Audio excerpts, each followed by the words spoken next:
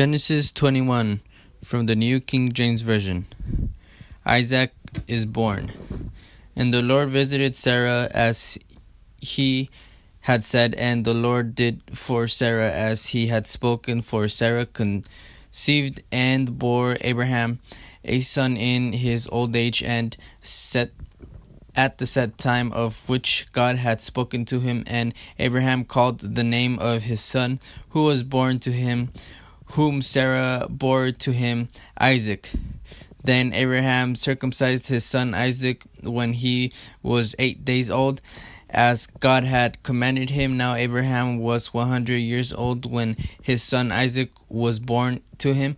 And Sarah said, God has made me laugh, and all who hear will laugh with me. She also said, who would have said to Abraham that Sarah would nurse children? For I have borne him a son in his old age. Hagar and Ishmael depart. So the child grew and was weaned, and Abraham made a great feast on the same day that Isaac was weaned. And Sarah saw the son of Hagar, the Egyptian, whom she had borne to Abraham, scoffing. Therefore she said to Abraham, cast out this bound woman and her son, for the son of this bound woman shall not be heir with my son, namely with Isaac. And the matter was very displeasing in Abraham's sight because of his son. But God said to Abraham, do not let it be displeasing in your sight because of the lad or because of your bound woman. Whatever Sarah has said to you, listen to her voice, for in Isaac your seed shall be called. Yet I will also make a nation of the son of the bound woman, because he is your seed.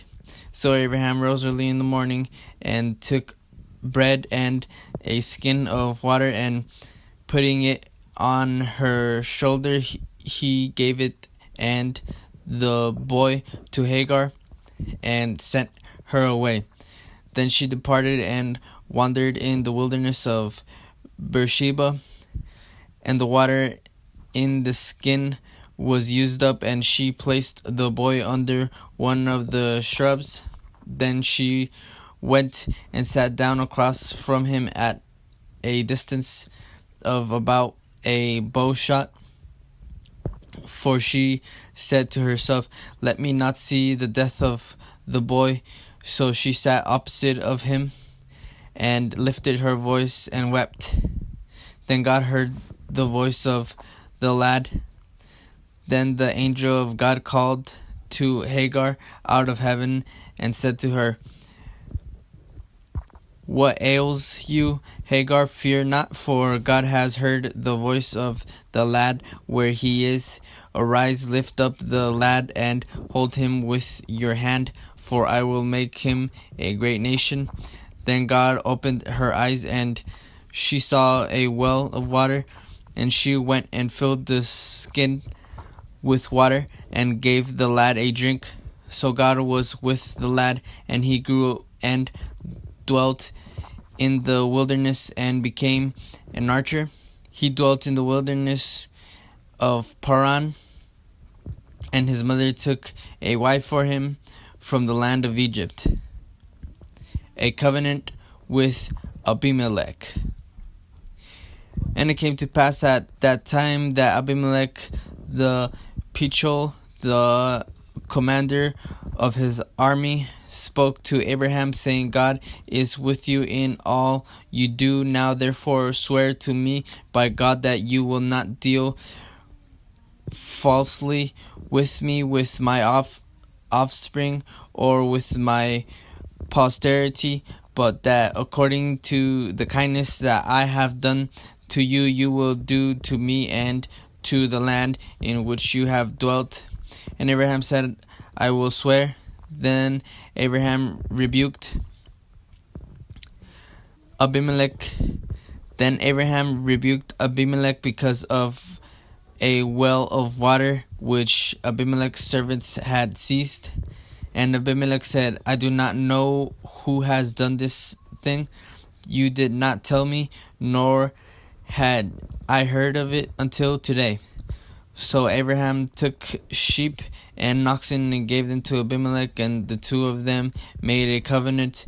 And Abraham set 7 ewe lambs of the flock by themselves. Then Abimelech asked Abraham, what is the meaning of these 7 ewe lambs which you have set by themselves?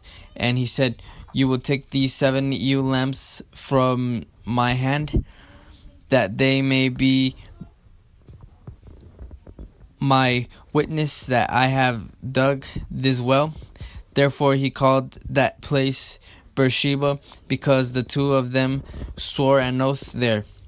Thus they made a covenant at Beersheba. So Abimelech rose with Pichol, the commander of his army, and they returned to the land of the Philistines. Then Abraham placed a tamarisk tree in Beersheba, and there called on the name of the Lord, the everlasting God. And Abraham stayed in the land of the Philistines many days.